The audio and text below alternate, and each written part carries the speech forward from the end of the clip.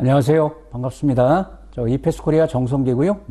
여러분, 이제 앞으로 1과목 이제 1부 하고요. 2과목을 저와 같이 이제 공부하시게 되고요. 이 자문 인력은 통상 이제 현업에 계신 분들이 이제 대비하는 거기 때문에 그 없는 시간에 이제 공부를 하시는 거 아니겠어요? 그래서 제가 최선을 다해가지고 합격할 수 있도록 도움을 드리도록 하겠습니다. 이 기본서로 공부하시는 분들은 떨어질 수가 없어요, 여러분. 대부분 합격을 하시는데, 왜냐하면 이 기본서 이제 지문들이 시험에 나오는 거기 때문에 시간이 좀 오래 걸려도 굉장히 이제 합격하는 데는 좋은 방법이 되겠습니다. 네. 그러면 1과목에 여러분 그 첫 번째 파트 그 펀드 영업실무 교재로 치면 이제 교재 2권이 되겠죠.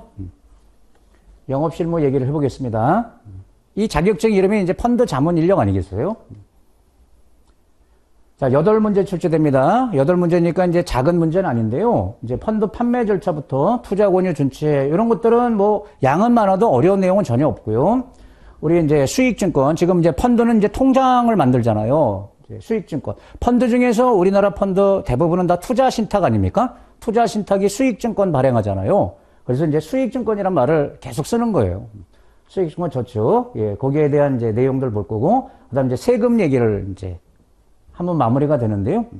여기서 조금 어려운 게, 이제 가끔 이제 난이도를 높여서 이제 어려운 문제를 내는 게 계산 문제입니다. 펀드, 이제 환매했을 때 이제 환매 대금, 뭐 세금은 얼마 붙고 환매 수수료는 얼마가, 그리고 최종적으로 이제 들어오는 돈이 얼마냐. 요 계산하는 게 조금 이제 복잡하고요. 그 다음에 이제 세금. 세금은 잘 아시는 분들은 쉽지만 처음 하시는 분들은 이제 세제도 좀 어려워요. 그런 게 좀 어려운데 전체적으로는 암기 과목이기 때문에 다 가능하다. 보겠습니다. 자, 이제 1장 펀드 판매 절차부터. 자, 저는 이제 PPT로 이렇게 이제 진행을 하는데요. 여러분, 이제 교재, 그 갖고 계신 교재 있죠? 그거 순서 그대로 따라서 이제 말씀을 드릴 거예요. 자, 펀드 판매 절차부터 볼까요? 일반 투자자, 전문 투자자 다 아시죠? 일반 투자자가 이제 투자 매매 중개업자, 법에서는 투자 매매 중개업자라는 표현을 쓰고요. 흔히 이제 펀드 판매회사를 말하는 거죠. 증권회사 또는 은행, 영업정 방문을 통해서 펀드 투자를 할 때는 6단계 이렇게 표준 절차가 있지 않습니까? 투자권유 절차. 이걸 이제 따라야 되는 거죠. 그러니까 6단계 판매 절차를 따라야 되는 것은 일반 투자자가 어디서? 영업점에 방문해서 펀드 투자할 때 지켜야 되는 거고요.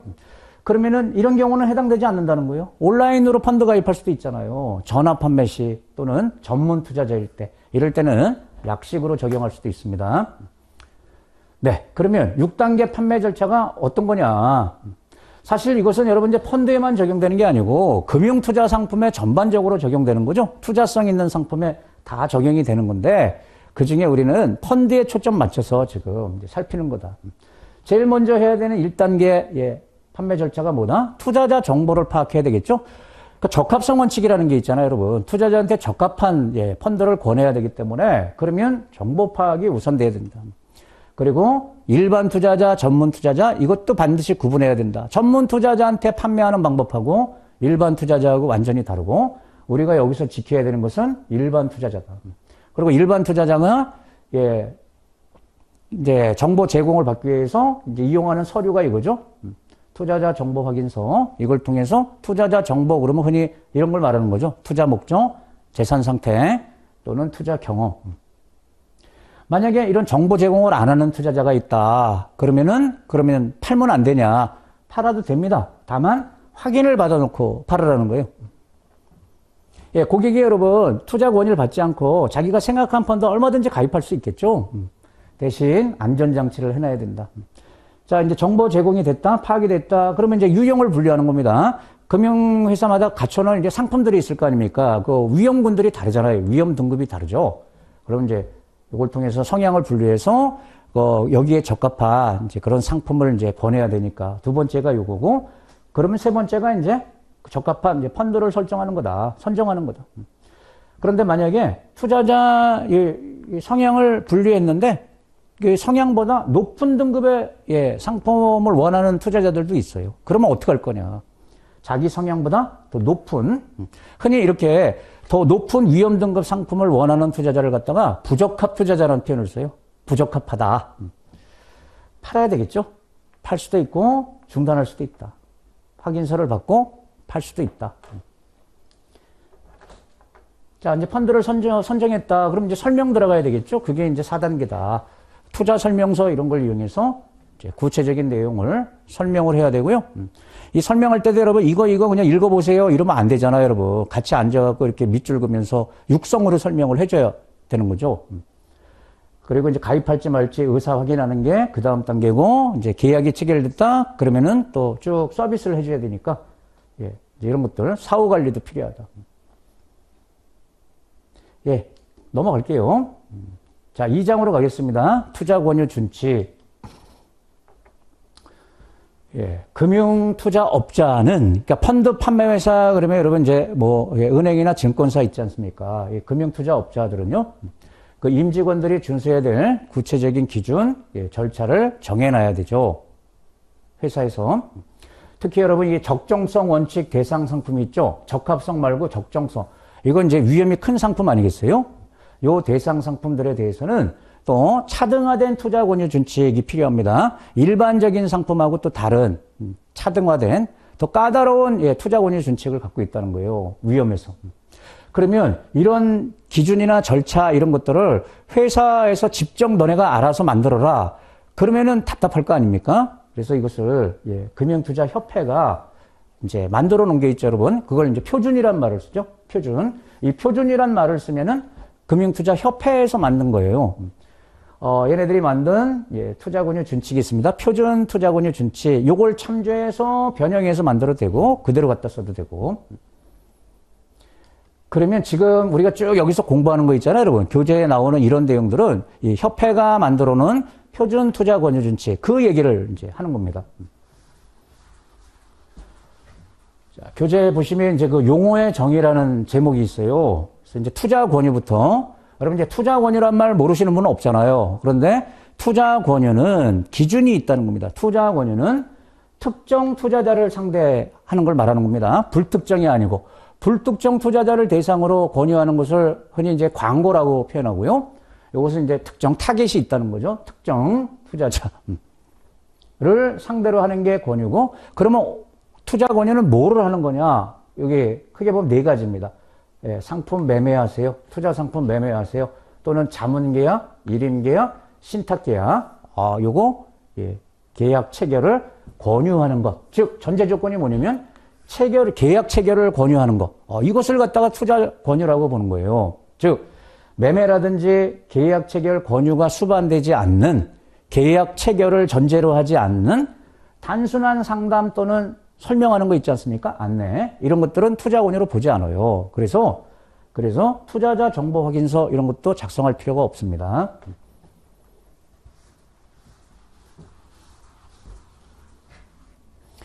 요 2번, 요게 투자 권유라고 보는 거예요. 요것을. 자, 앞에서 여러분 적정성 원칙 대상, 적용 대상 상품이 있었잖아요. 얘네들은 좀 위험이 큰 상품인데, 요거 시험에 나올 수 있으니까 여러분 이 종류를 조금, 예, 암기를 해야 되겠습니다. 이제 딱 봐도 위험하죠, 여러분. 적정성 원칙을 적용해야 되는 상품 그러면 파생 상품, 장래 장애다. 그다음에 파생 결합증권, 이것도 파생 상품이 이제 포함되어 있는 겁니다. 이 대표적인 게 이제 ELS 이런 상품이 되겠습니다. ELS 주가 연계증권. 이제 금은 제외되고요. 이제 큰 틀에서 보시면 되고요. 그다음에 요 3번하고 4번이 이제 이 과목에서 이제 나오는데, 예, 파생 펀드를 얘기하는 겁니다, 여러분. 크게 보면 3번, 4번을 이제 파생 상품 펀드라고 보시면 돼요. 파생상 펀드. 그럼 펀드 중에 이 펀드잖아요. 근데 인덱스 펀드는, 예, 적정성 원칙, 그러니까 위험하다고 보지 않습니다. 시장을 그대로 쫓아가니까 요거는 제외되는데 요거는 포함되는 겁니다. 흔히 이런 거는 이제 파생형 상품이라고 봐요. 레버리지를 부여했거나 뭐 2배, 3배 수익을 추구한다. 또는 반대 방향으로 수익을 추구한다. 이런 구조를 만들려고 그러면 이 파생 상품을 이용하지 않으면 안 돼요. 그냥 순수 인덱스는 여러분 그 주식을 복제해 가지고 만들어낼 수가 있는데, 레버리지나 인버스는 파생 상품을 결합하지 않으면 불가능하기 때문에 파생 상품이 들어가요. 그래서 얘네들은 ETF가 이게 인덱스 펀드 구조 아니겠어요? 얘네들은 적정성 원칙, 예, 대상 상품이 되고, 요 파생상 펀드입니다. 요 이 과목에서 이제 말씀드릴게요, 여러분. 50%란 비율이 있죠? 예. 펀드 재산에 50%를 초과해서 파생결합증권, ELS 이런 거에다가 이제 운영하는 경우가 있어요. 그러면 이게 파생상 펀드가 돼요. 그다음에 조건부 자본증권이라는 게 또 있습니다. 굉장히 위험이 큰 건데요. 이거는 이 자체는 채권인데 자기 자본으로 인정이 되는 채권이에요. 자본으로 인정되는 좀 위험하다. 그다음에 이 고난도란 말이 있죠, 여러분. 고난도 상품들, 그게 고난도 금융상품, 신탁계약, 투자 일임계약. 여러분 고난도란 말은 이제 뭐냐면 원금 손실률이 20%를 초과하는 상품을 말합니다.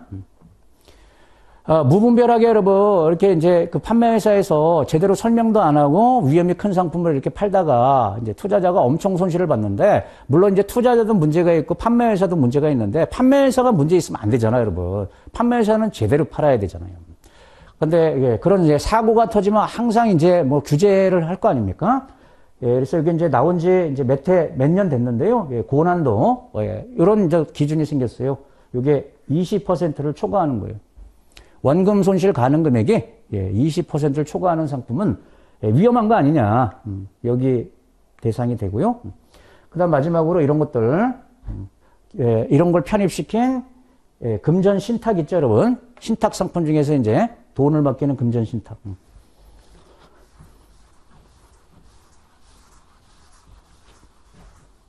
그럼 적정성 원칙 적용 상품들은 또는 대상 상품들은 뭐가 다른 거냐?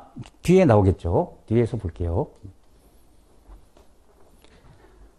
이제 투자자 구분할 때 일반 투자자냐 전문 투자자냐 이제 크게 이렇게 나누지 않습니까? 전문 투자자는 스스로 위험 관리 능력이 있으니까 알아서 하는 거고, 이제 일반 투자자에 대해서 법으로 이제 보호 제도를 만들어 놓은 거잖아요.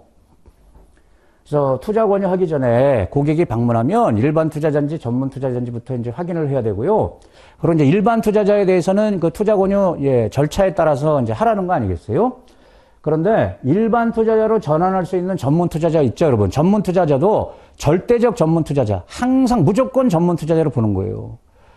정부라든지 금융기관들이잖아요. 그런데 전문 투자자인데 상대적 전문 투자자라고 이렇게 표현하죠. 자기가 원하면 일반인 대우를 또 받을 수가 있는데, 즉 이렇게 일반 투자자로 전환할 수 있는 전문 투자자가 일반 투자자 대우를 받겠다, 이렇게 의사표시를 판매회사에 서면으로, 구두가 아니고 서면으로 이렇게 하게 되면 바꿔줘야 됩니다. 동의를 해줘야 된다는 거예요. 정당한 사유가 있다면 거절하지만 정당한 사유 없이 거절하면 안 됩니다. 그리고 여기 좀 강조를 해놨는데, 주권상장법인이 뭐에 대해서 장애 파생 상품이 되겠습니다. 파생 상품은 여러분 그 제도들을 보면, 이런 규정들을 보면 장래하고 장애가 완전히 달라요. 장애 파생 상품이 훨씬 위험이 크지 않습니까? 그래서 이 장애 파생 상품을 거래할 때 일단 일반 투자자로 간주하는 거예요. 일반 투자자로 봐라. 이 주권상장법인 그럼 뭐예요? 상장회사 얘기하는 거잖아요. 그럼 삼성전자란 말이에요. 삼성전자를 일반 투자자로 보라는 겁니다. 무슨 거래할 때? 뭐 주식이라든지 이런 게 아니고 장외 파생. 이건 너무나 위험이 크고, 여기에 대해서는 회사들이 잘 모르니까. 다만 해당 법인이 전문 투자자 대우를 받겠다. 삼성전자 좀 기분 나쁠 수 있잖아요, 여러분. 일반 투자자 대우를 하겠다 그러면. 그래서 전문 투자자 대우를 받겠다. 원래는 얘가 전문 투자자니까 그런 뜻이 되는 겁니다. 그러면 이제 전환이 된다. 원래는 전문 투자자인데 장애 파생에 한해서는 일반 투자자로 보고, 그런데 자기가 전문 투자자 대우를 받겠다 그러면 바꿔줘야 된다. 그러면 장애 파생에 대해서 일반 투자자 대우를 받을 때하고 전문 투자자 취급받을 때 뭔가 달라서 그러겠죠? 미리 말씀드리면 이 일반 투자자는 장애 파생 상품 매매를 할 때요, 무조건 위험 회피 목적으로밖에 거래가 안 됩니다. 위험 회피. 그러니까 단순 투기 목적으로 거래를 못 해요. 장애 파생 상품은 일반 투자자일 때는. 근데 전문 투자자가 되면 자유롭게 거래할 수 있는 거예요. 자, 이번에는 이제 고객이 이제 찾아와서 일반 투자자까지 확인했다고 치고요. 근데 이제 투자 권유를 받을 거냐 안 받을 거냐 했을 때 희망하지 않는 투자자, 즉 자기가 그냥 생각해 와가지고 가입하겠다 생각한 것을, 그런 투자자한테 어떻게 해야 되냐. 당연히 팔아야 될 거 아닙니까? 돌려보낼 수는 없다. 하지만 이제 이런 것들을 해야 된다. 다시 나오죠. 적정성 원칙 대상 상품. 그러면 그냥 우리 이제 파생 상품 이렇게 하나를 꼽아요. 파생 상품 같은 것들은 투자 권유를 희망하지 않을 때 투자자 정보를 그럼 제공하지 않겠다는 거잖아요. 그런데 투자자 정보를 제공하지 않으면 거래가 제한된다는 사실을 알려야 된다는 거예요. 다시 말하면 뭐냐면 파생 상품은 투자자 정보가 제공되지 않으면 판매하면 안 됩니다. 판매 불가예요. 그러니까 권유를 안 받아도 반드시 정보를 제공해야 돼요. 이런 상품에 가입할 때는. 왜냐하면 그 정보 제공을 받아서 적정성 여부를 알려주게 돼 있는 거거든요. 적정한지를. 그런 뜻이고요. 요거를 이제 알려야 된다는 거고, 또 상품에 대해서 원금 손실 가능성, 또 손익은 다 투자자한테 귀속되는 거다. 이제 실적 배당 형태가 대부분이니까 이 주요사항을 알려야 된다. 그러니까 권유를 안 받겠다 그래서 여러분 이런 걸 이제 알릴 필요가 없다. 그건 말이 안 되겠죠. 핵심적인 거 알려야 되고, 설명서도 교부를 해야 됩니다. 판매 전에 이제 투자 설명서도 교부를 해야 되는데, 이런 이제 펀드 같은 경우는 이거 펀드잖아요, 여러분. 펀드는 조금 간이 투자 설명서 요거 교부해도 된다는 겁니다. 이 투자 설명서는 좀 페이지가 두껍죠? 간이 투자 설명서 요거로 대체할 수 있어요. 펀드는. 또 투자 자문업자로부터 이런 투자자들이 또 있다는 겁니다. 그러니까 처음 찾아온 게 아니고 투자 자문업자로부터 자문을 받아가지고, 그러면 이 자문회사로부터 성향 분석이 다 끝났고 적합한 펀드 추천을 여기서 이제 받았다는 거죠. 그러고 찾아왔을 때 그러면은 적합성 원칙, 설명 의무, 설명서 교부 생략해도 된다는 겁니다. 이 적합성 원칙을 적용하려고 그러면 반드시 투자자 정보를 제공받아야 되는 거거든요. 그래야 적합한 상품을 연결시킬 거 아니에요. 그런데 이거 생략해도 된다. 왜냐하면 이미 이 앞에서 했으니까 그럼 이게 중복이다 이렇게 보는 거죠. 근데 요 적정성은 아닙니다. 적정성은 적합성하고 다른 개념이죠. 적합성, 설명 의무, 설명서 교부 이건 생략할 수 있는데 적정성 원칙은 생략할 수 없으니까, 만약에 자문회사로부터 파생상품 추천을 받아서 파생상품 가입하러 왔다 쳐보자고요. 그러면 정보 제공 받아야 돼요. 파생상품이니까. 요건 적용해야 되니까.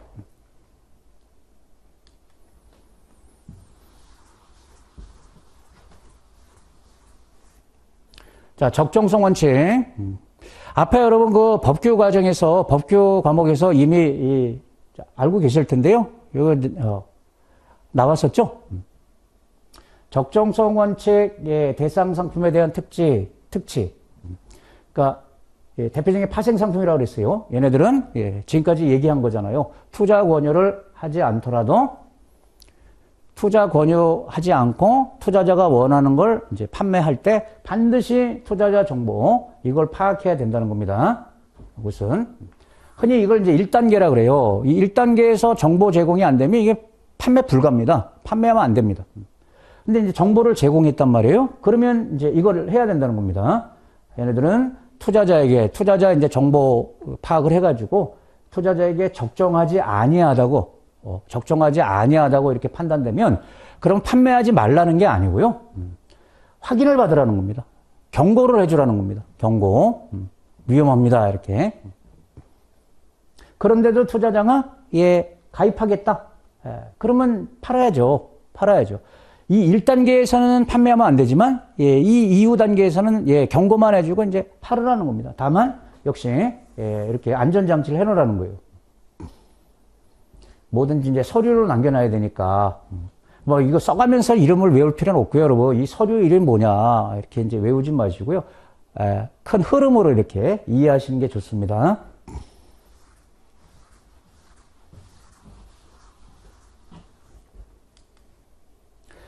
자, 일반적으로는 다 이제 희망하는 투자자가 많겠죠, 여러분. 투자 권유를 받겠다.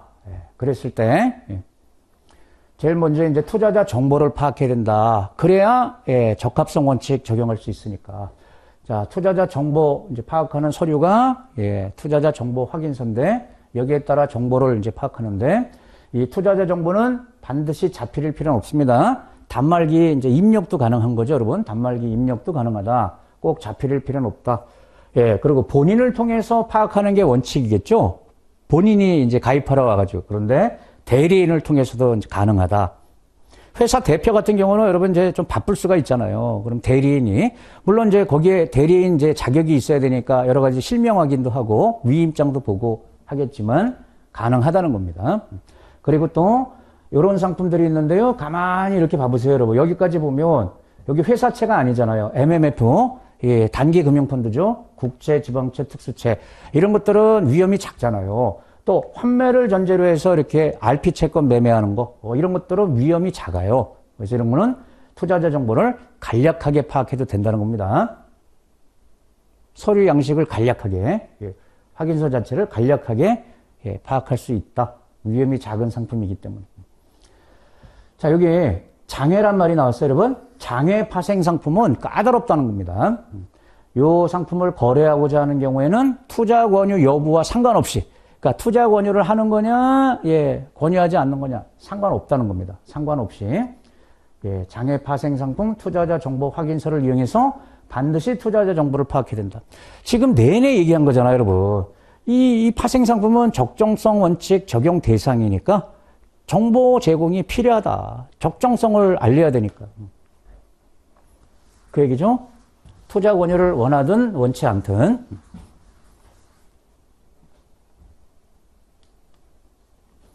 자, 투자자 정보를 통해 가지고 이제 성향을 분석하는 거죠. 투자자 성향. 그러면 이것도 이제 투자자 성향을 뭐 공격 투자자 또는 뭐 보수적 투자자 뭐 이렇게 이제, 예, 또 구분할 수가 있는데, 일단 투자자 성향을 분석하는 일종의 이제 예시인데, 여러분. 그 점수 방식, 추출 방식, 혼합 방식, 상담 보고서 방식 뭐 이런 게 있는데, 좀 보겠습니다. 점수 방식 많이 쓰는 거죠, 여러분. 우리 이렇게 설문 같은 거 조사할 때, 이게 1점부터 5점까지 이렇게 배점들이 있잖아요. 여러분, 이제 항목을 이렇게 이제 물어봐가지고 고객이 체크하는 거, 점수를 부여해서 성향을 이제 찾아내는 거예요. 설문 항목 점수로 만들어가지고 총점을 기준으로, 예, 몇 점 이상일 때는 뭐 공격적 투자자로 보고, 그렇게. 그러면 이것은 점수로 하기 때문에 이제 객관적이다. 수치가 있으니까. 그런데 투자자별 특정 성향은 반영하지 못하는 그런 단점이 있는 거죠, 여러분. 그냥 좀 획일적인 거잖아요, 여러분. 그러니까 투자자 한 명 한 명의, 예, 특별한 성향은 반영하지 못하는 단점을 갖고 있다. 그럼 점수 방식. 그 다음에 추출 방식이라는 건 뭐냐면 설문을 통해서 부적합 상품을 순차적으로 제거해 나가는 거다. 그러니까 이제 비교를 하는 거죠. 우리 회사에 이제 상품들이 이렇게 있는데 여기서 고르세요, 여러분. 마음에 드는 걸 고객한테 고르라고 하는 겁니다. 이거, 예, 마음에 안 들어. 그러면 그거 제거하고, 예, 마음에 드는 거하고 또 다른 상품하고 이렇게 계속 비교해서 투자자가 직접 선택하는 방식이에요. 마음에 안 드는 걸 이제 제거하고.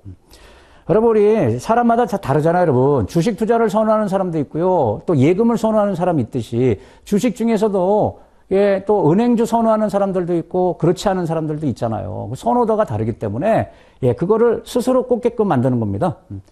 예능에서 보면 이상형 월드컵 같은 거 있잖아요, 여러분. 2명 연예인 놓고 누가 더 좋냐 이렇게 해서 최종적으로 나오는 사람. 그게 이상형이 아니냐, 이제 그런 것처럼 하는 거예요.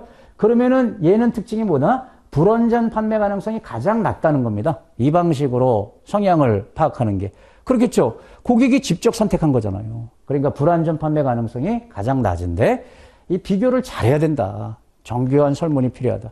이렇게 비교를 할 때 너무 현격한 차가 나는 거 비교하라 그러면 말이 안 되니까. 그래서 이제 두 개를 절충해서 할 수도 있다는 겁니다. 점수 방식하고 추출 방식. 그러면 불완전 판매 가능성, 또 복잡도 중간 정도 성격을 갖는다. 예, 은행에서 여러분 정신과 상담, 정신과 좀 표현이 그렇지만, 예, 상담 받듯이 꼼꼼하게 하는 게 상담 보고서 방식이죠. 주로 이제 VIP 고객이다 그랬을 때 상담 과정 결과를 기록해서 투자 권유 근거로 사용한다. 그러면 가장 투자자 실제 성향을 이제 상대적으로 정확하게 분석해내는 게 상담 보고서 방식이다. 가장 근접하다. 하지만 이거는 좀 전문적인 자격이 있어야 된다. 예, 전문의 자격을 가져야 된다. 그래서 판매회사 이제 직원별로 질적 차이가 발생할 수도 있고 시간이 오래 걸리는 게 단점이다. 예, 이렇게, 예, 장단점 있지 않습니까? 특징. 그 이름만 연결하면 되겠어요. 이런 식으로 해서 이제 투자자 성향을 파악할 수가 있다. 주로 여러분 배점, 그 점수 방식을 많이 쓰잖아요. 그게 간단하니까. 다음에 예, 투자자 정보도 유효기간을 둘 수가 있습니다. 유효기간.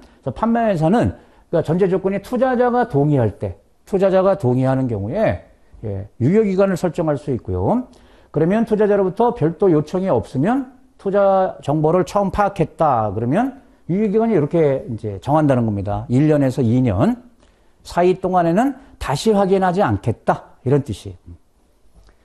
서로 불편하잖아요, 여러분. 고객이 또 상품 가입하러 올 때마다 계속 다시 파악하고 그러면은 예, 서로 불편하니까 예, 시간도 걸리고 그러니까 이렇게 유효기간을 정해놓고 1년 내에 고객이 재방문했을 때는 다시 파악하지 않는 걸 더 권하는 겁니다. 유효기간 정해놓고.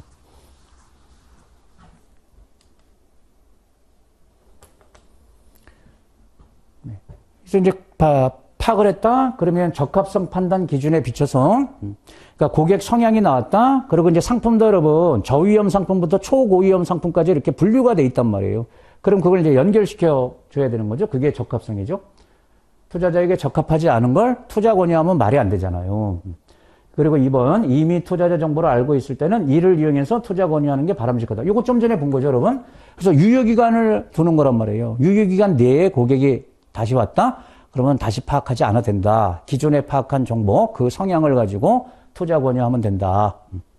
그런 뜻이고요. 자, 이것도 앞에서 한번 나왔었죠? 자기 성향보다 위험도가 큰 이런 상품에 스스로 투자하고자 하는 경우에는 팔아도 되고, 그 회사, 예, 그 규정에 따라 이제 운영하면 된다는 겁니다. 근데 이제 팔 수 있다는 거죠. 대신 확인서를 받고.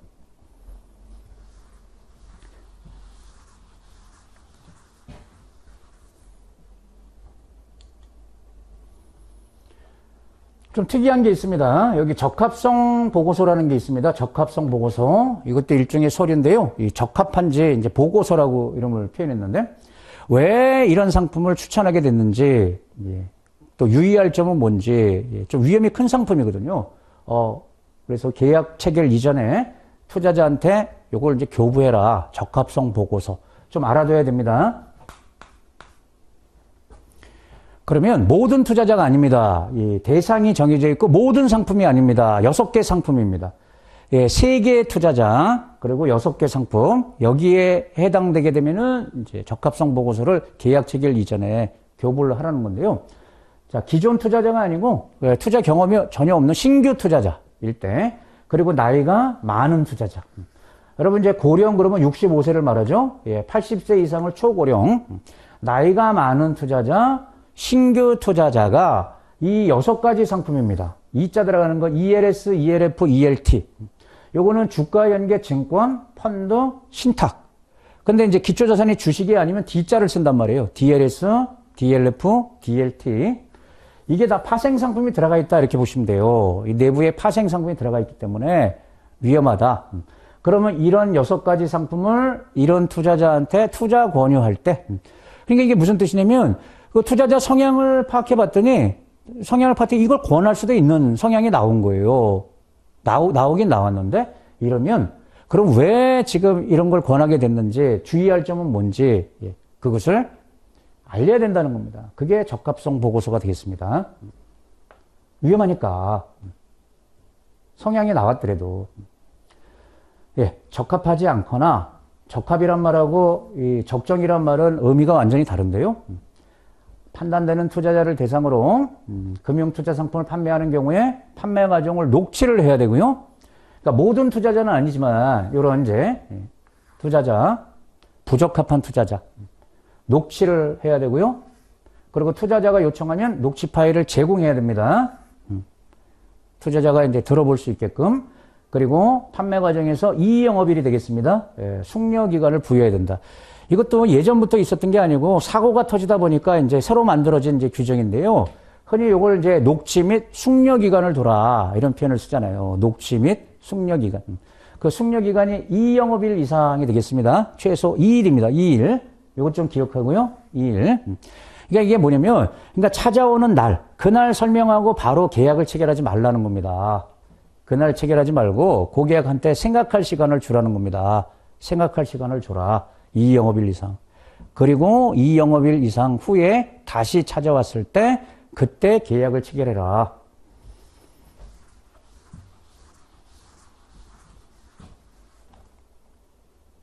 예, 이렇게 부적합한 투자자일 때도 이 녹지 숙려 의무라고 표현하는데요. 이걸 적용해야 되고요. 그리고 나이가 많은 고령 투자자한테도 이걸 적용해야 됩니다. 그렇게 지금 규정이 달라졌다는 겁니다. 고령 그러면 이제 65세 이상을 말하는 거죠. 금융투자상 판매할 때 이제 2번 여기 65세 이상 고령 투자자를 대상으로 판매할 때 역시 녹지 숙려기간 숙려기간은 기본 이제 2영업일 이상 두면 돼요. 바로 계약 체결하면 안 된다.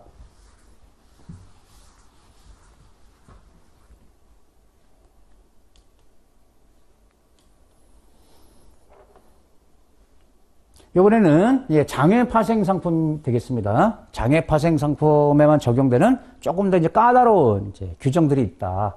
그 중에 일반 투자자 앞에 한번 나왔었죠, 여러분. 일반 투자자가 장외 파생 상품 투자할 때는 투자 권유를 하든 안 하든 상관없이 반드시 이런 목적으로만 거래할 수 있다. 이 두 가지 요건을 모두 충족하는 경우에 한해서 거래를 할 수 있다. 말하자면 이제 상품을 팔 수 있다 이런 뜻인데요. 장외 파생 상품 이제 팔으라는 건데 이게 한마디로 하면 이렇게 교재에 이제 말은 이렇게 서술식으로 좀 어렵게 되어 있지만 핵심이 요겁니다, 여러분. 단어가 위험회피 목적. 영어로 하면 이제 해지한다 하죠, 여러분. 해지 거래 있지 않습니까? 위험회피 목적. 그러니까 이 장외 파생 상품을 일반 투자자가 거래하는 이유가 위험회피 목적으로 거래하는 거다. 이것만 가능하다는 겁니다.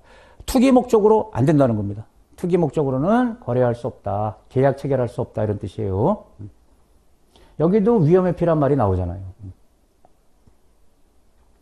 그러니까 뭐냐면 그러면 나 지금 장외 파생 상품을 해지하기 위해서 지금 거래하려고 하는 거다. 그러면 무슨 자산에 대해서 해지하려고 하는 거냐? 그러면 현물이 있을 거 아니냐 이거예요. 그 현물 보유하고 있는 예를 들어 주식, 코스피 100 이게 장외 파생이니까 예를 들어서 주식에 대한 위험을 회피하기 위해서 장외 파생 상품 거래를 지금 하러 왔다. 그러면은 주식을 얼마 갖고 있는데요. 그걸 확인해야 된다는 겁니다. 왜냐면 그 한도 내에서 계약 체결을 해야 되니까. 그런 뜻이 되겠습니다. 손익 범위 이내일 것. 위험의 종류, 금액 등을. 예를 들어 지금 보유하고 있는 게 예를 들어 100이다. 근데 장외 파생 상품을 200을 거래하겠다.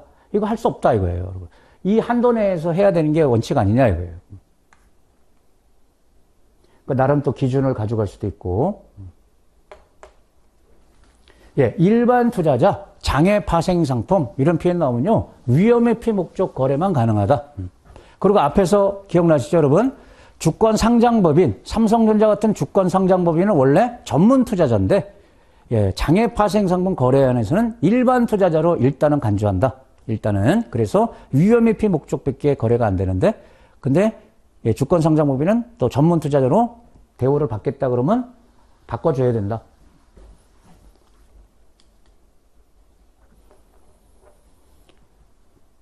투자 권유할 때 유의사항 이런 거 이제 하지 말라는 겁니다. 기본적으로. 자, 투자자로부터 투자 권유 요청을 받지 아니하고 방문, 전화, 그러니까 실시간 대화 방법으로 지금 뭐냐면 전화 걸어가지고 상품 지금 설명드릴게요.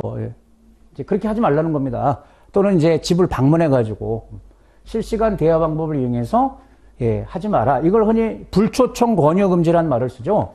이걸 축약해갖고 불초청, 고객이 초청하지 않았는데 투자 권유하는 것은 하지 마라. 불초청 권유 금지. 이런 표현을 쓰는데요.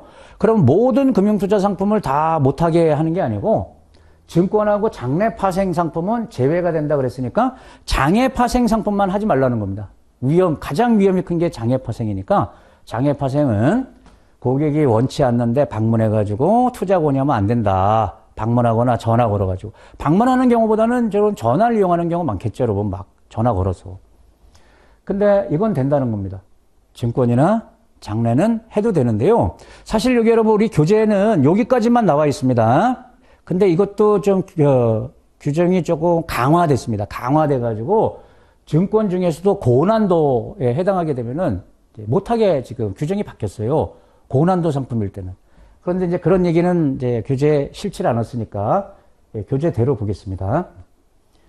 예, 그 다음에 두 번째 건 뭐냐면 투자 권유를 받은 투자자가 이를 거부하는 의사를 표시했음에도 불구하고 투자 권유를 계속해서 하지 마라. 그러니까 이건 재권유를 하지 말라는 겁니다. 재권유 금지 조항이 되겠어요. 계속적으로 똑같은 상품을 권유해서 마음을 바꾸세요 하지 말라는 겁니다.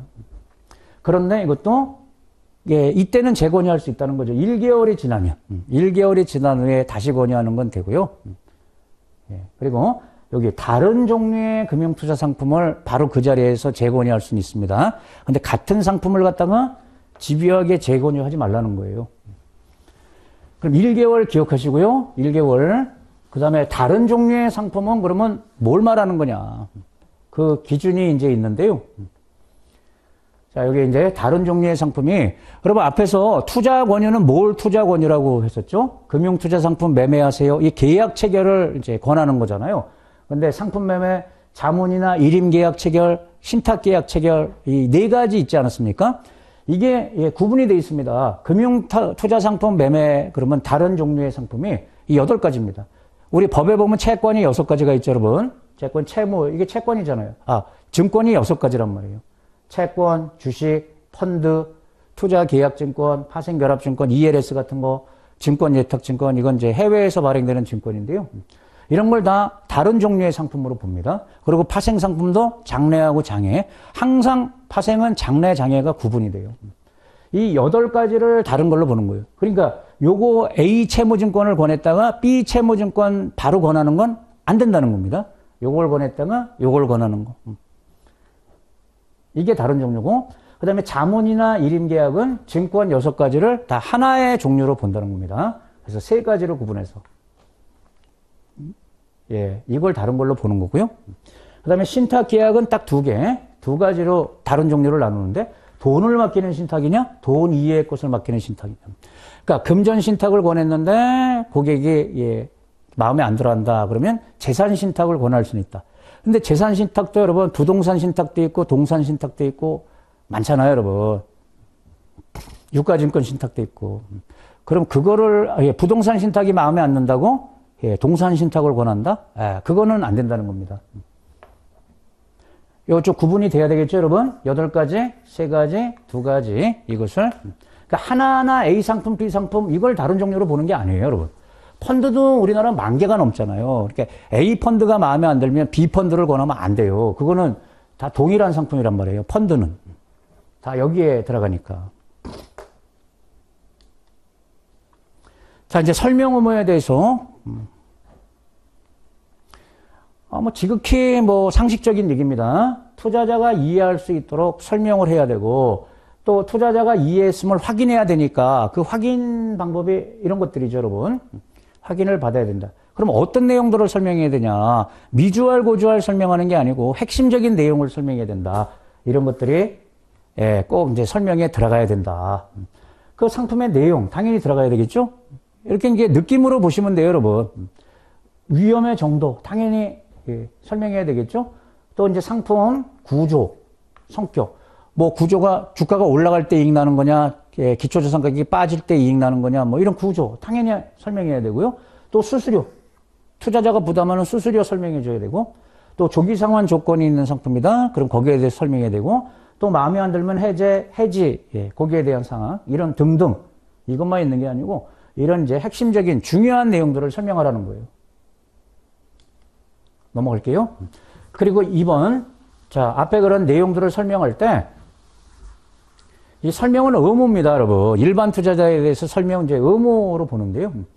단순 확인 방식으로 이행하지 말라는 겁니다. 그러니까 그냥 여기 나중에 읽어보세요, 고객님. 이렇게 하지 말라는 겁니다. 체크만 해주고 읽어보도록 하면 안 되고 반드시 자필 또는 육성으로 진술하는 방식으로.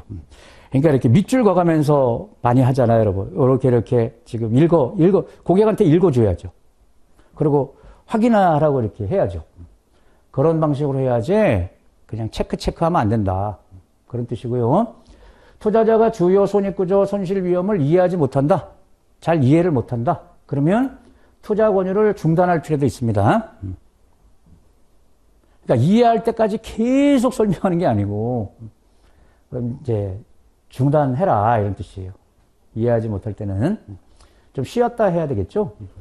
그리고 이제 설명서도 교부 의무입니다. 투자자한테 설명서를 이제 교부해야 되는 이것도 의무 조항인데, 근데 이제 경우에 따라 생략할 수도 있죠. 가장 기본적인 건 뭐예요? 투자자가 수령을 거부할 때, 그런데 굳이 예, 교부할 필요 없으니까. 투자자가 이제 거부할 때, 그 다음에 이런 경우 이미 취득한 것과 같은 증권을 계속해서 추가 취득할 때.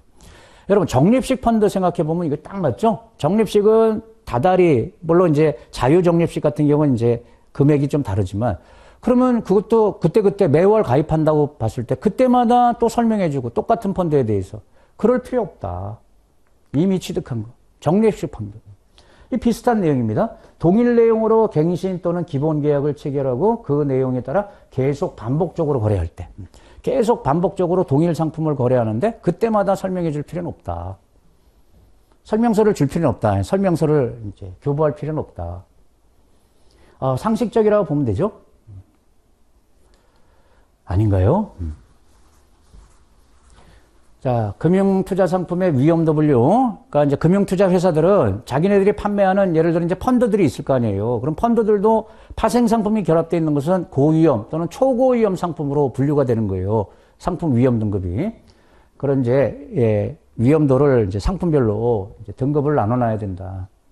그런 뜻인데, 뭐를 기준으로? 정량, 정성 요소를 감안해가지고, 이건 이제 그 금융투자회사에서 하는 게 되겠죠? 판매회사에서. 정량이라는 건 수치가 나오는 거잖아요. 정성은 두루뭉술한, 예, 두루뭉술한 거고.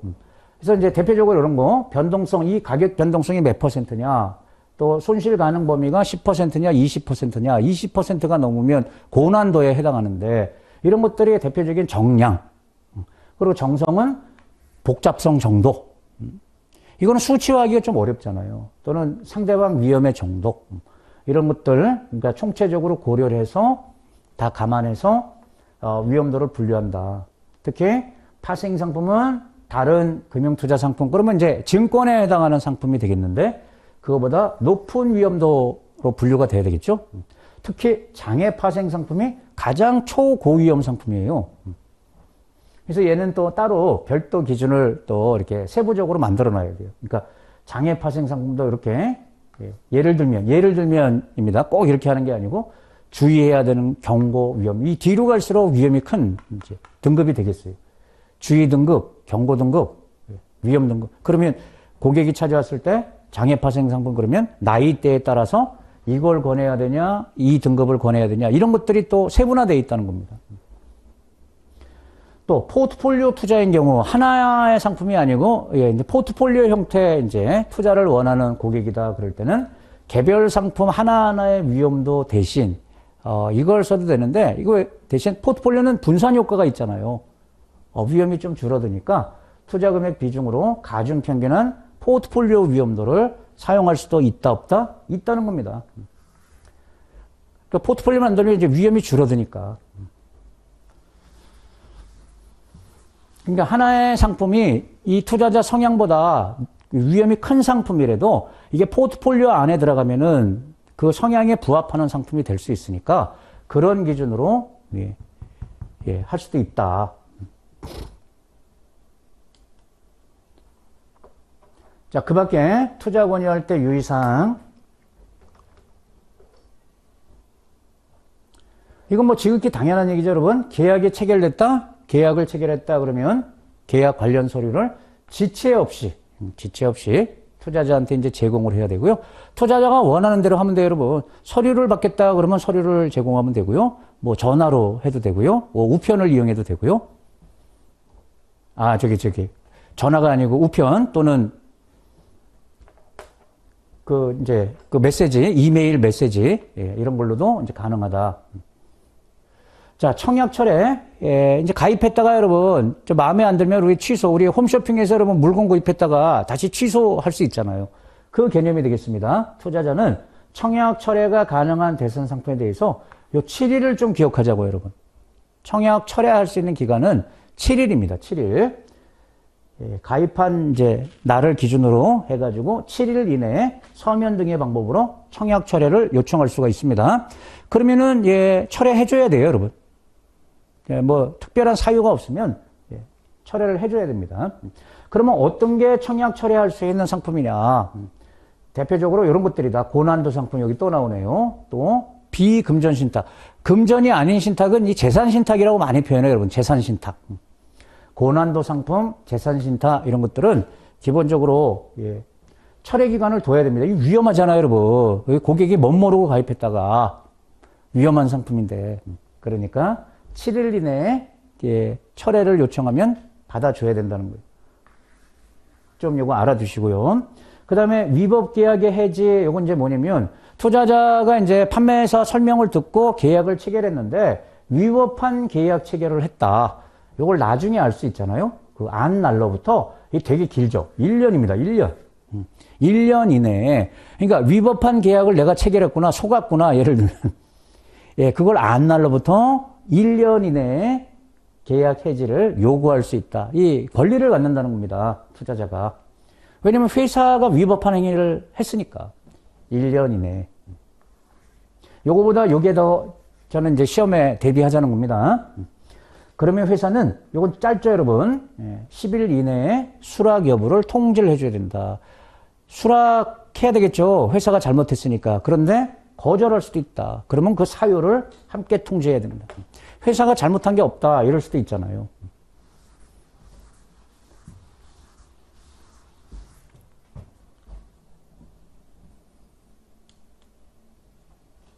자, 일반적인 얘기를 해보겠습니다. 그 밖에 투자 권유 유의사항 있어요?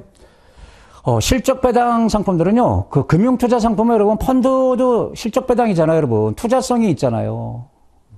그러면 실적 배당은 다 이익 손실이 다 투자자한테 귀속되는 거란 말이에요. 그래서 판매회사에서 뭔가 책임져 주면 안 돼요. 책임이란 말을 쓸 수가 없어요. 그래서 손실은 보전은 해주는 거잖아요. 손실 보전을 해주겠다 사전에 약속해도 안 되고, 가입 전에 미리 약속해도 안 되고, 나중에 사후에 보전해도 안 되고, 실제로. 그리고 이익 보장도 약속하면 안 되죠, 여러분. 무조건 몇 % 이익을 보장해 줄 테니까 가입하세요. 사전에 약속해도 안 되고, 사후에 제공해도 안 되고.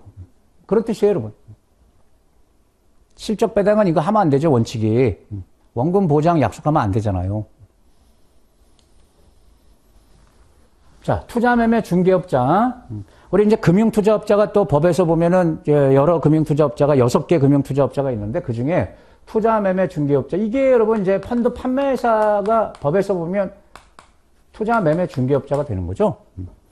얘네들이 이제 해서는 안 되는 금지행위. 뭐 굉장히 많을 텐데 이제 대표적인 걸 보면 과당매매 하지 말라는 겁니다. 과당매매가 뭐다? 고객한테 계속 사세요, 파세요, 펀드 가입했다가 다른 걸로 갈아타세요. 하지 말라는 겁니다.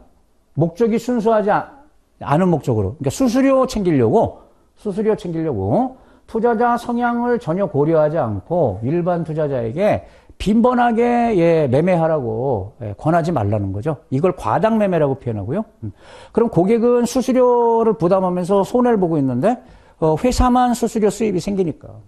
근데 여기서 중요한 게 뭐냐면 그러면 과당매매 기준이 뭐냐, 그걸 판단하는 기준이. 뭐 100번 이상 매매하는 게 과당이냐. 그래서 이제 그 기준이 좀 애매한데 가장 먼저 보는 건 수수료 총액입니다. 지나치게 수수료 총액이 높았냐. 고객이 부담한 수수료 총액 또는 고객한테 적합한 거였냐, 권한계.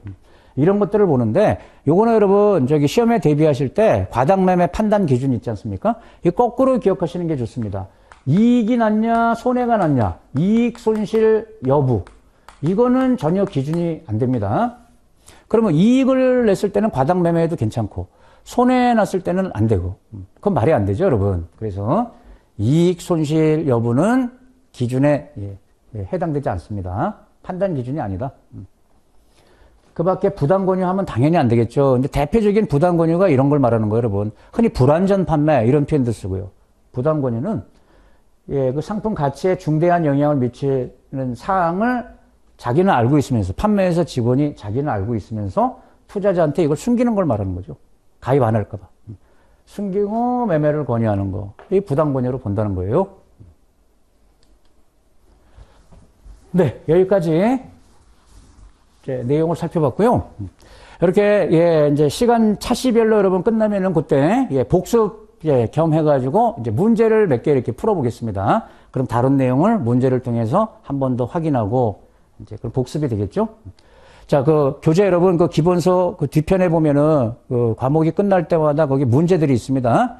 거기 문제가 충분하면 그걸 이제 같이 풀어볼 거고요. 좀 부족한 것은 제가 이제 별도로 좀 이제 만든 것도 있습니다. 교재 뒤편에 다 있습니다. 네. 판매회사 영업점에 방문해가지고 펀드에 투자하고자 하는 일반 투자자에 대한 투자 권유 절차를 올바르게 나열한 모습. 그러면 영업점에 왔는데 누가? 일반 투자자. 그럼 6단계 표준 절차를 따라야 되겠죠? 그 순서 나열하는 거잖아요. 그럼 제일 먼저 해야 되는 게 뭐예요? 정보 파악이 되겠죠? 이걸 통해서 유형을 분류하고 투자자 유형, 그리고 적합한 펀드를 설정하고 그래야 설명 들어갈 거 아닙니까? 이렇게 되겠네요.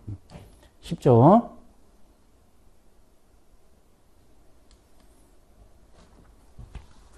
자, 표준 투자 권유 준칙. 그러면 여기 이제 협회가 만든 거다. 주로 우리 이제 이 내용을 지금 공부하는 거다. 협회가 만든 표준 절차 또는 이제 준칙. 자, 희망하지 않는, 투자 권유를 희망하지 않는 투자자의 판매 시 설명이다. 적절하지 않은 것. 투자 권유를 희망하지 않는 투자자에 대해서는 투자자가 원하는 객관적인 정보만 제공할 수 있다. 타당하죠? 예, 투자자가 원하는 정보. 예, 그건 제공해야 돼요. 자, 매매 또는 계약 체결 권유가 수반되지 않는 정보 제공의 경우 투자자 정보 확인서를 작성할 필요가 없다. 예. 그러니까 매매나 계약 체결의 권유가 수반되지 않는, 그러면 여기까지 끊으면 이게 뭐예요? 이거 투자 권유 아니잖아요. 투자 권유가 아니니까 투자자 정보 확인서 작성할 필요 없고요. 이것도 맞고요. 투자 권유를 받지 않고 투자하고자 하는 투자자에게는 투자에 수반되는 주요 사항을 알릴 필요가 없다. 이건 말이 안 되죠, 여러분. 여기 객관적인 정보는 제공해야 된다 했으니까 이거 알려야 됩니다, 여러분.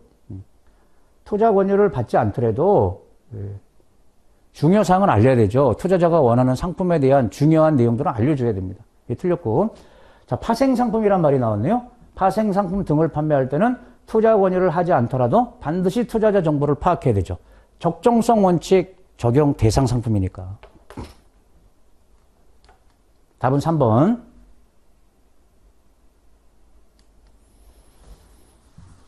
자, 역시 표준 투자 권유 준칙 중에서 투자자 정보 파악 단계 적절하지 않은 것은. 자, 투자자 정보는 반드시 투자자가 자필로 작성할 필요 없습니다. 자필로 작성하는 걸 원칙으로 하지만 단말기 입력 많이 하잖아요. 물어보고 입력하고 이렇게. 투자자의 대리인으로부터 본인 정보를 파악하는 게 불가능하다. 가능하다 했습니다. 대리인을 통해서도 예, 할 수가 있고요. 본인을 통해서 파악하는 게 원칙이지만. 자, MMF 그럼 뭐예요? 위험도가 아주 낮은 상품이죠. 투자하는 투자자에 대해서는 간략하게 파악해도 된다 했습니다. 국채, 지방채, 특수채, 또 환매 조건부 이제 매매 이런 것들은 위험도가 아주 낮기 때문에 간략하게 파악해도 되고, 장애 파생 상품을 거래하고자 할 때는 투자 권유와 상관없이, 권유 여부와 상관없이 투자자 정보를 반드시 파악해야 되죠. 적정성 원칙 적용해야 되니까. 2번이 틀렸죠. 설명 의무, 옳은 것은. 자, 투자 권유할 때 투자자 이해 수준과 관계없이 동일한 수준으로 설명해야 된다. 이건 말이 안 되겠죠, 여러분. 투자자 이해도에 따라서 또 상품의 복잡도에 따라서 설명 수준은 다 달라야 될 거 아닙니까? 획일적으로 설명하면 안 되겠죠. 틀렸고.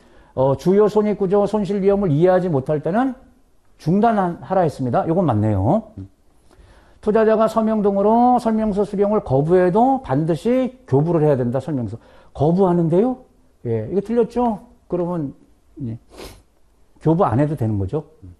추후에 예, 문의를 위해서 투자자에게 판매 직원의 연락처 등을 반드시 알려야 되는 건 아니다. 알려줘야죠, 여러분. 명함 주고 이렇게 해야 되잖아요. 이것도 틀렸네요.